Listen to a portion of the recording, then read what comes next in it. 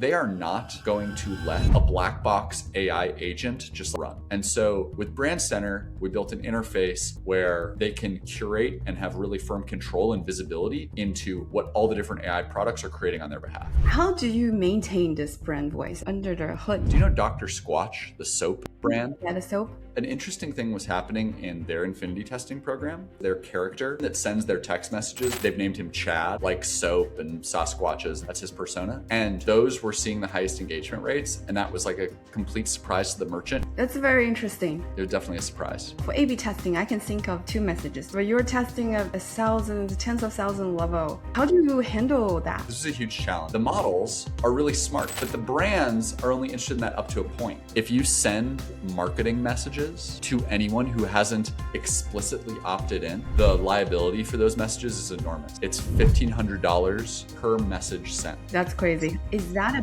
benefit for the store owners to use Postscript because you actually have that baked in your conversation engine? It's an enormous benefit. We've had millions and millions of manual sales conversations previously.